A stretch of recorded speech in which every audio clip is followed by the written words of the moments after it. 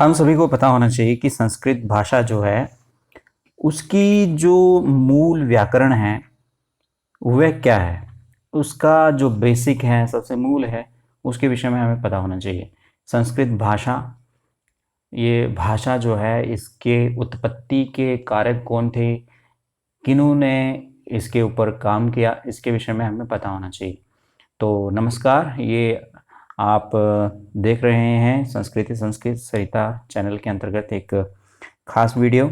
इस वीडियो में आप जानेंगे कि संस्कृत भाषा के जो व्याकरण के मुख्य मुख्य बिंदु क्या हैं और उनको समझेंगे, और उम्मीद है कि आप इस वीडियो को अंत तक देखेंगे और पूरा समझेंगे। तो चलिए शुरू करते हैं। तो जैसा कि लिखा है, सभी भाषाओं की जननी संस्कृत भाषा को कहा जाता है। देव भाषा, देववाणी, भारती संस्कृत के अपर नाम, दूसरे नाम है। अब हमें कंफ्यूज नहीं होना है। कई बार हमें एग्जाम में आता है देववाणी किसे कहा जाता है, तो किसे कहा जाता है, संस्कृत को। भारती भी संस्कृत भाषा को ही कहा जाता है, ये इनके दूसरे नाम है। माहेश्वर सूत्र, माहेश्वरी सूत्र भी जिन्हें कहते हैं, ये 14 होते हैं। कितने होते हैं? 14, 14। क्या होते हैं ये? जो कि भगवान शिव महेश के डमरू से निकले थे, जिनको कि पानी जी ने लिपिबद्ध किया। पानी जी ने इनको लिखा था, लिपि मतलब स्क्रिप्ट इनको दी थी, और माहेश्वर जी के डमरू से ये 14 सूत्र निकले थे। संस्कृत भाषा, संस्कृत व्याकरण के त्रिमुनि किन्हें कहा जाता है? संस्कृत भाषा के त्रिमुनि वे रहते हैं पाणिनि, कात्यायन, जिनको वररुचि भी कहते हैं, और पतंजलि। ये 3 त्रिमुनि कहलाते हैं। अगर कोई प्रश्न पूछता है कि संस्कृत व्याकरण के त्रिमुनि कौन से हैं, तो पाणिनि, कात्यायन और पतंजलि। सबसे पहले बात करते हैं पाणिनि जी की। इनको सूत्रकार कहा जाता है। सूत्रकार मतलब इन्होंने कुछ नियम बनाए थे संस्कृत व्याकरण के। इन्हें प्राथमिक प्रथम मुनि भी कहा जाता है।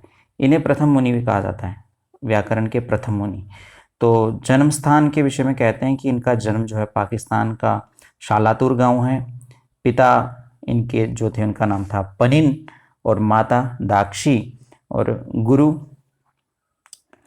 उपवर्ष थे इनके, और कृति जो रचना है इनकी वह है अष्टाध्यायी।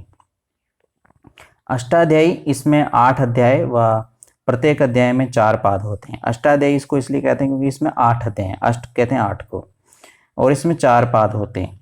कुल पादों की संख्या द्वित्रिंशत है। द्वित्रिंशत मतलब 32। कुल पाद जो हैं वो हैं 32। और इसके बाद बात करते हैं हम कात्यायन जी की। कात्यायन जी को वररुचि कहा जाता है। इनकी कृति जो है और इनकी रचना है वह है वार्तिक।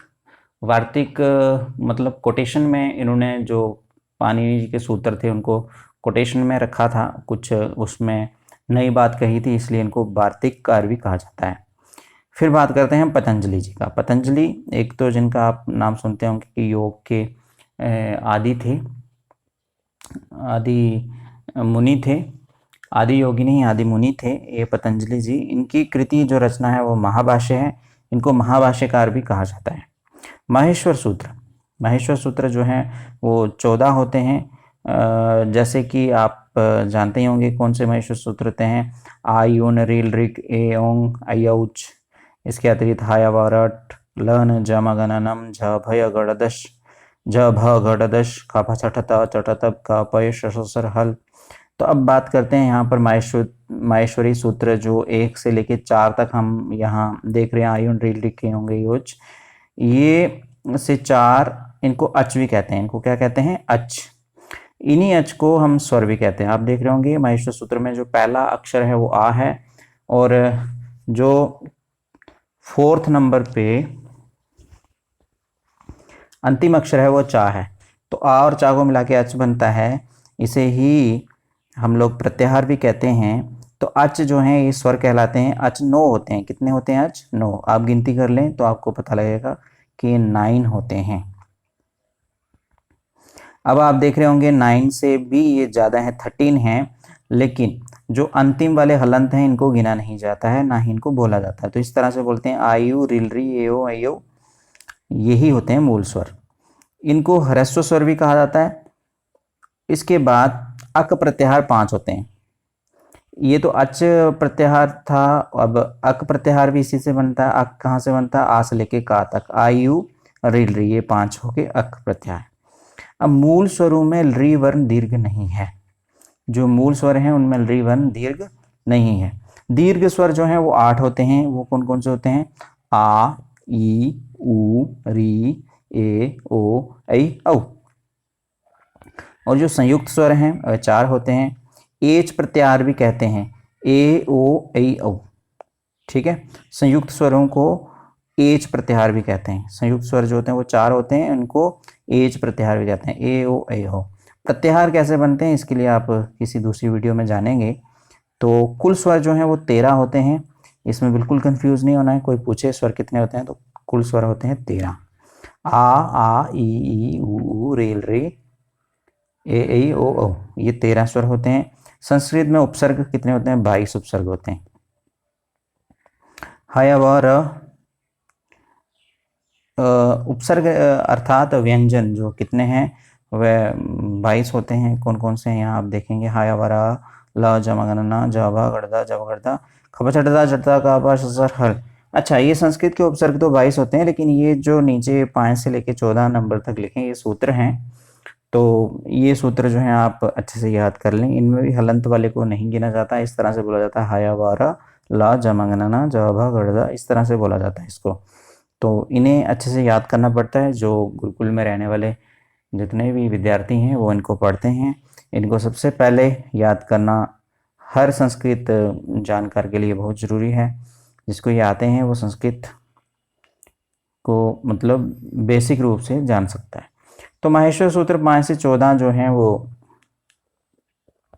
10 हैं। जैसा कि हमने 4 माहेश्वर सूत्र ऊपर पढ़े और 14 तक यहाँ थे। इनको हल भी कहते हैं, इनको व्यंजन भी कहते हैं। इनमें स्पर्श वर्ण जो है वो 25 हैं। इनको पंचविंशति स्पर्श वर्ण कहते हैं। का से लेके माँ तक, कादयो मापसाना स्पर्शा, इनको स्पर्श कहते हैं। का से लेके माँ तक के सब अक्षरों को क्या कहते हैं? स्पर्श। का मतलब आदि, प्रारंभ, और माँ अवसान, अंत। इसलिए का आदि, कादयो, का आदि प्रारंभ और माँ अवसान अंत। उत, इत, यस्य, उदित वर्ण भी कहते हैं। इनको क्या कहते हैं? उदित वर्ण भी कहा जाता है। ये बहुत इंपॉर्टेंट क्वेश्चन है। उदित वर्ण कौन से होते हैं, स्पर्श वर्ण कौन से होते हैं, इनको आप बार बार सुनिए। इस वीडियो को बार बार रोक के आप अपनी कॉपी भी लिख सकते हैं, स्क्रीनशॉट भी ले सकते हैं। फिर उसके बाद का से लेके माँ तक के अक्षरों को कुछ इस तरह से भी पढ़ा जाता है। कुचु, टू, तू, पू। कु मतलब कवर्ग, का, खा, ग, घ, ङ, चू, च, छ, ज, ञ, टू, ट, ठ, ड, न, और तू, त, थ, द, न, और पू, प, प, ब, ब, म। ये आप लिख लो। फिर इसके बाद इसी से ही कुछ अतिरिक्त बातें जो वो भी निकल के आती हैं। वो क्या होती हैं? मूलभूत, इसको संज्ञा प्रकरण भी कहते हैं, जो लघु सिद्धांत कौमुदी में अच्छे से बताया हुआ है। लेकिन हम यहाँ पर कुछ इम्पोर्टेंट बातों को ही डिस्कस कर रहे हैं।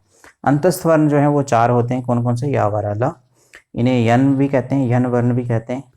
ठीक है, माहेश्वरी सूत्र 5वां और 6ठा दोनों मिलाकर के ये यन वर्ण है। ऊष्मीय वर्ण जो है वो 4 हैं।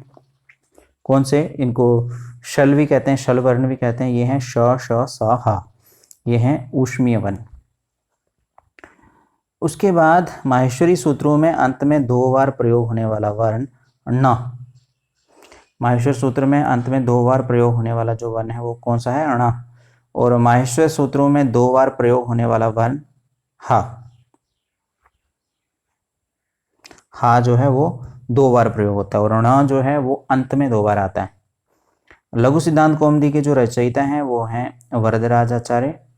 इनके अनुसार प्रत्याहार 42 होते हैं। जो वरदराज आचार्य हैं इन्होंने 42 प्रत्याहारों को ही बताया हुआ है।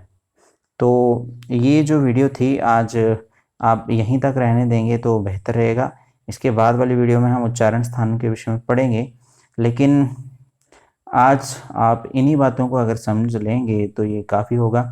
ये कुछ मूलभूत बातें हैं जिनको आप किसी परीक्षा में या इंटरव्यू में जाते समय फेस करेंगे। इन प्रश्नों का उत्तर आपको आना ही चाहिए। यदि आपको इन प्रश्नों के उत्तर नहीं आते हैं तो आप इंटरव्यू के लिए भी जो है वो तैयारी नहीं कर पाएंगे। बहुत बेसिक प्रश्न हैं, इन सभी प्रश्नों का उत्तर आपको आना चाहिए। और यदि कोई व्यक्ति 10+2 में संस्कृत लेता है और अचानक से उसके लिए संस्कृत एक नया विषय होता है, और यदि उसको ये सब आता है पहले से ही और इस वीडियो की सहायता से अगर उसने समझा इन सब चीज़ों को, तो वो कुछ हद तक अपनी कक्षा में जा कर के बता सकता है कि जो संस्कृत है वो इस प्रकार से है। अब ये कहाँ से मिलेंगे प्रत्याहार, कहाँ से मिलेंगे माहेश्वर सूत्र, इसके लिए एक पुस्तक है लघु सिद्धांत कौमुदीम, वो संस्कृत में है और उसका संज्ञा प्रकरण जो है उसमें इन सब बातों के विषय में बताया गया है। उम्मीद है आपको वीडियो अच्छी लगी होगी। अभी तक अगर आपने हमारे चैनल को सब्सक्राइब नहीं किया, चैनल सब्सक्राइब करें, नेक्स्ट वीडियो भी देखें। हमारे यहाँ संस्कृत से संबंधित, संस्कृत सिखाने से संबंधित हर एक वीडियो आपको मिल जाएगी। और इसी तरह से देखते रहें संस्कृत सरिता, और हमें आशीर्वाद के रूप में लाइक दीजिए और सब्सक्राइब कीजिए। धन्यवाद।